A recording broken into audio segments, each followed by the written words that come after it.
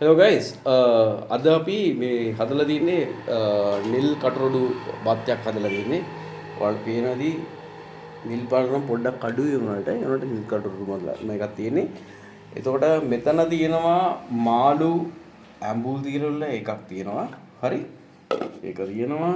එතකොට මෙතනට ගියාම මෙතන තියෙනවා ඇවිල්ලා මඤ්ඤොක්කා කොළ එකක්. ඒකේ මඤ්ඤොක්කා කොළ එක ඇවිල්ලා හදලා තියෙන්නේ ඇත්තටම මේ ලංකාවේ විදිහට නෙවෙයි හදලා තියෙන්නේ ෆිලිපීනේ විදියට. ඒක මාර රහයි. ඔයාලා try කරනවා නම් මට කියන්න. හරිද? මේක ඇත්තටම මාර රහයි. හරි?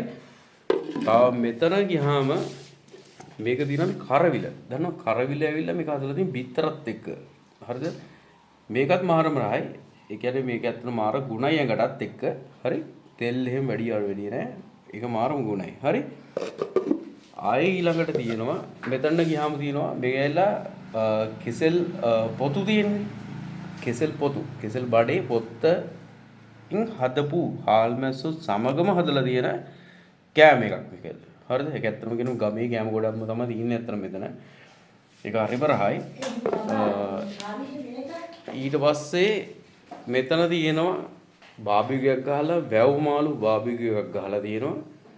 ඒක ඇත්තටම ඔයාලට හිතෙන කන්දක් උඩ ඉඳන් කනකොට වගේ ඒ වගේ මේ එකක් ඒ ආතල් එකක්. හරි? ඇත්තටම රසම කෑම සෙට් එකක් තියෙනවා. ගමේ ගෑම විදිහට තමයි හදලා තින්නේ ඔක්කොම. ciao bye.